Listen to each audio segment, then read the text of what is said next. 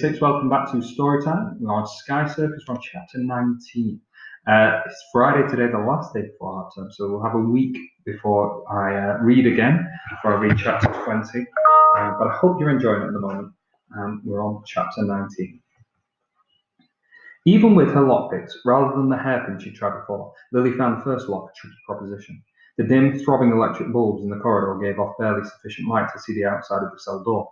But they were bright enough that if someone was to walk down the passage, they would spot her. She was glad Malcolm was on lookout, but she would have to be quick if she didn't want to be caught, and the mechanism already felt like it was jamming. She needed a second pick. She pulled her hand back through the hatch to select one, and tried to visualize the lock's interior in her mind as she jiggled them both into place. Slowly, steadily, she rotated the two picks sideways, a knot formed in her chest. It was a tricky task, and if she failed, they would never get out. She heard a rattling far off, and she wasn't sure if it was just the night creaks of the ship or the lunk returning. But there was no turning back. She had to keep going. She tried to ignore the noises and carry on with her work. Eventually, the lock's cylinders turned with a low grinding noise. Soon they'd reached the halfway point, past 45 degrees, and Lily knew all she had to do was let go. With a click, everything dropped into place. The lock was open. Silently, she blessed Tolly and his birthday present and Robert for recovering it for her. She held her breath and pushed on the door. It swung open with a horribly loud creak, reminiscent of the lunked limbs. The noise echoed down the passage, sending shivers up Lily's spine and making her heart beat quicken. Had anyone heard? She waited for one pulse-pounding minute for Malcolm to give a signal from the far end of the corridor. Nothing stirred. No one was coming. A wave of relief washed over her. They'd opened the first door and got away with it. Only 5 more to go. The others crowded in behind her as she stepped through the doorway. She was just about to beckon them out when she heard Malcolm's pine. He was dashing back down the corridor with his brush up and his nose pointing towards the stairway. "Someone's coming," he called out quietly. Lily pushed everyone back inside and replaced the hatch, throwing the bolts across the hiding to hold it in place. Malcolm squeezed through the barred gate and dashed past her into the cell. "Quick," she said quietly, "shut the door." Lily did as he commanded, and the 5 of them stood behind it, clustered together in the dark. A sliver of light leaked through the thin gap in the hatch. Lily leaned against it to keep it shut, and the 4 children kept very still and listened. Creak, thud, creak, thud, creak, thud. Footsteps trod the hall. It was the lunk making his late-night rounds. He tramped the passageway twice before they heard the clang of the door to the stairwell at the far end. Lily's back was wet with sweat. Her red evening dress clung to her beneath her coat. She let out a deep hysterical laugh, which she hadn't even realized she was holding in. Then she put Malcolm down and cautiously opened the door. The pair of them stepped outside. "Go and check again if he's coming back," she told her. And he skittered up the corridor. Lily turned to the others. "Do you still want to come with me?" They nodded. "It was a close call," Lucas said quietly. "But we still want to risk it," Dee whispered. Angelique said nothing. Lily felt a wash of relief. The 4 of them stepped out of the door again. Lily's cock heart pounded loudly in her chest as they tiptoed the few steps in the iron gate that stretched across the corridor. Malcolm returned from his scouting, flicking his brush from side to side impatiently. Lily bent down, her hands slicked with sweat as she fiddled with the padlock on the gate, almost dropping the lock pick through the bars. "Hurry," Malcolm muttered, giving Lily an encouraging nudge through the bars with his nose. "You're taking too long." "And stop your chatter," Lily whispered back. "Move out the way," Lucas said softly. "I'll do this." Lily stepped aside, and he snipped through the padlock with his claws. "It's quicker this way, since we're not coming back." The lock on room 9 was the same as the one on the cell door. Lily chose the 2 picks that she'd used before and jiggled them about in the keyhole. This lock was easier than the first, and she was through it in a matter of minutes. With relief, she realized that she had become a better lockpicker now that she'd had some practice and could use the right tools. She pushed open the door. "Wait here," she hissed, softly to the others. "And to Malcolm," she said. "Head off and stand guard." Malcolm grumbled under his breath, just a little at being bossed around, but nevertheless positioned himself further off down the corridor. Luca, Dee and Angelique huddled together in the next doorway along. Quietly, Lily pushed open the door to room 9 and stuck her head inside. She had expected Robert and the Buttons to be ready to leave and waiting in the centre of the room, but they weren't. Instead, there were 4 sleeping bodies in bunks wrapped in blankets. Perhaps they'd all drifted off while waiting. She peered closer into each berth and suddenly felt dizzy with fear. A fully grown roustabout was lying in each, breathing loudly, one even snoring. Lily exited the room as quickly as she could and shut the door noiselessly behind her. "What's the matter?" Dee asked when she saw her face. "Robert's not in there, and neither are the Buttons. I don't understand. What can have gone wrong?" "Maybe somebody got wind of your plan and moved them to another cell," Lucas said quietly. Malkin's fur bristled. "Maybe this is a trap," he suggested. "Can't be," Lily said. They would have stopped us already." She took Robert's notes out of her pocket, flipping it from side to side and peering at it in the throbbing yellow electric light. She felt slightly queasy. "No. Wait a second," she said. "I read his reply up the wrong way." "Of course," Malkin said. "He's in room 6. The 5 of them edged along the corridor to room 6, stopping in an alcove just outside and waiting to see if anyone was coming before Lily tried to pick this lock.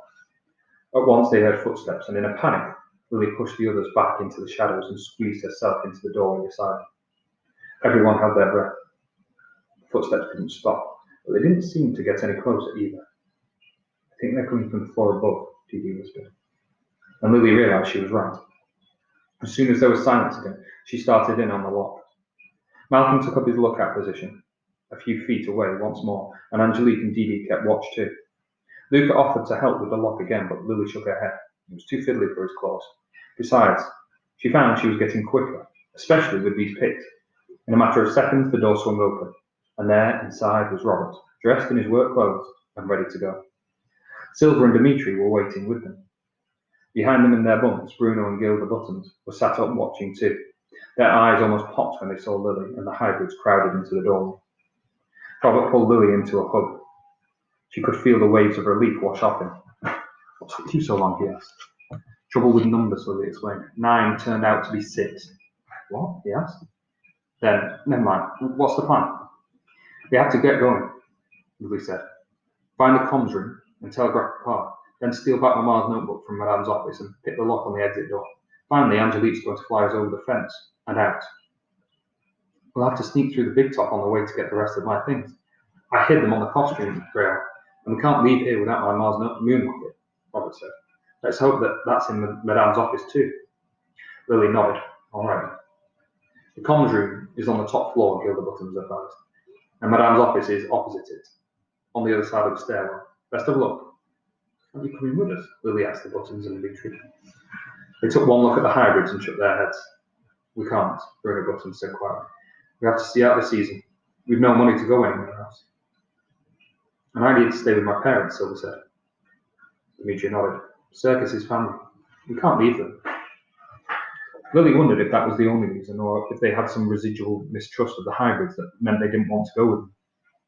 "We'll telegraph the police," Robert said. "Bring them here to sort out this mess. At least then Madame and Slimwood will be taken away to help and held to rights, and you might get paid."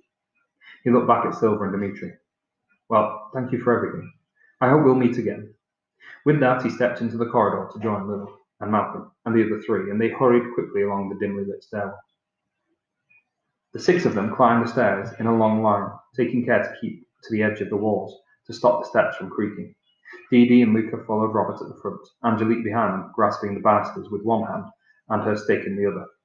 Her wings were folded against her back, twitching irregularly. Lily and Malcolm brought up the rear. Lily's heart was pounding so loud she could barely think. They reached the top floor of the corridor, and she heard a horrible scuffling coming from somewhere ahead in the dark. Everyone froze. A shiver ran down Lily's spine. She gulped back a wave of panic and stood stock still, waiting. Finally, the noise died into silence. "What was that?" Lily hissed. "Probably mice," Dee said. Lily hoped she was right, because Madame Slimwood's quarters were up here, and the last thing she wanted was to be discovered by them. The punishment Robert had endured just for hiding in the big top had been bad enough. Heaven knew what would happen to them if Slimwood and Madame caught them trying to break out. But whatever it was, Lily couldn't imagine it could be worse than the terrible sounding machine Madame had prepared for her in the show. They passed the doorway and Luca tapped her shoulder. "This is the comm room," she whispered. Lily nodded. Her mouth was dry and her throat ached. She wished she could have a drink of water, but there wasn't time. "What, number 5?" she said to herself, putting a pick into the keyhole.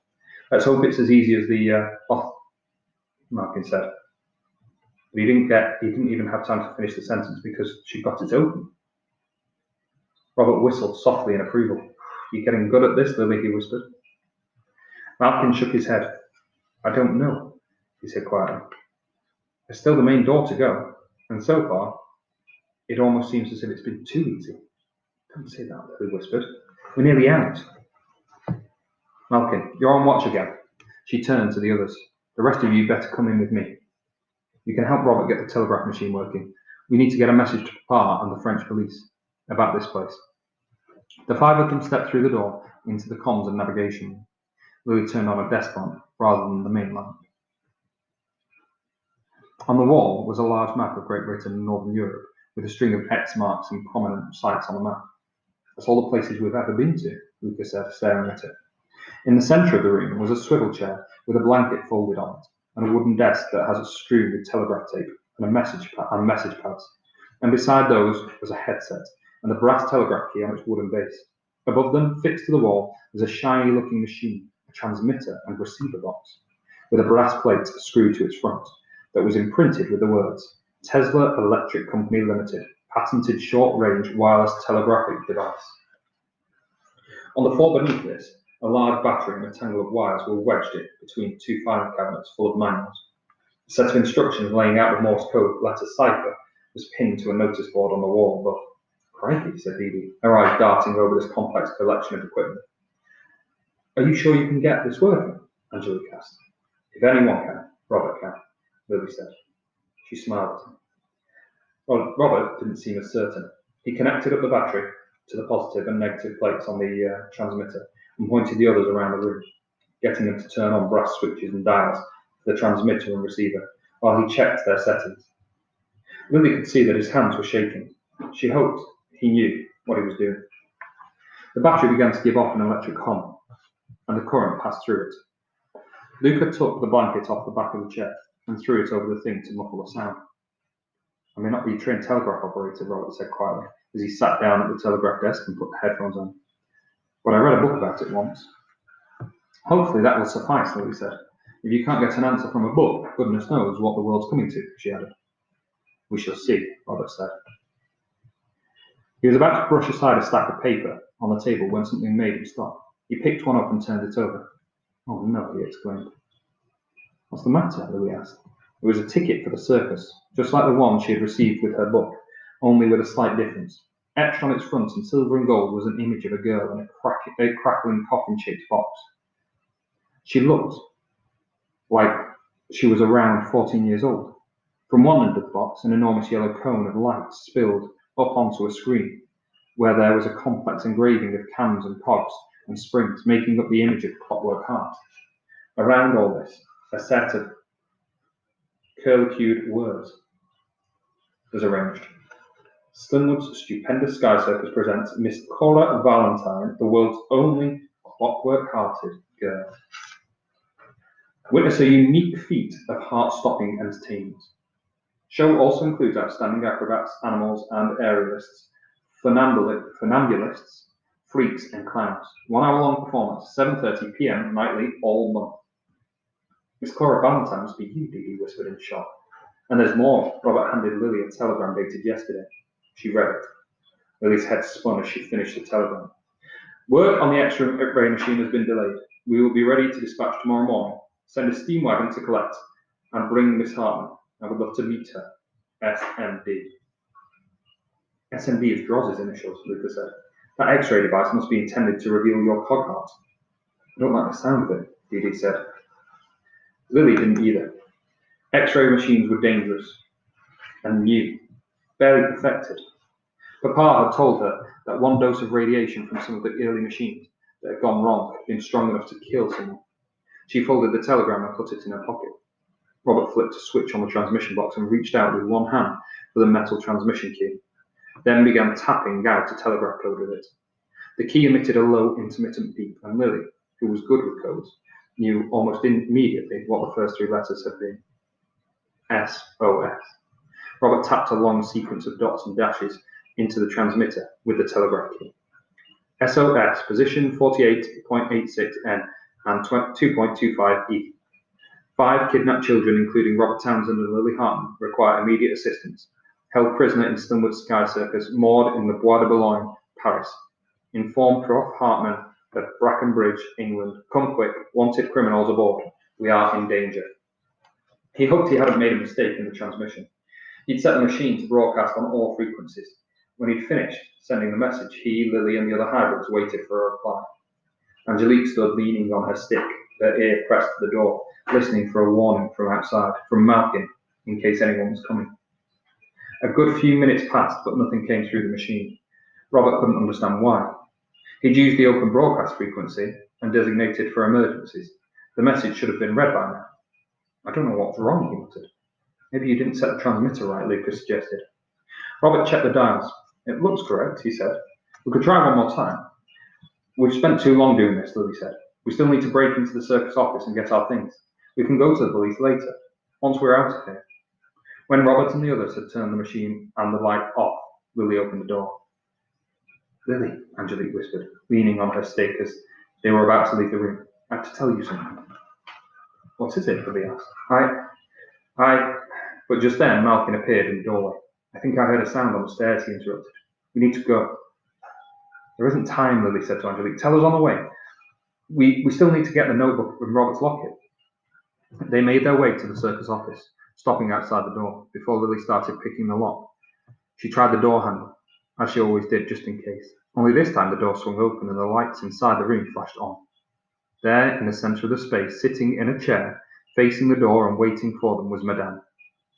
On the table beside her sat the moon locket, Robert's penknife, and the red notebook. Lily's heart skipped a beat, and the others, behind her, let out a horrified gasp. All except Angelique.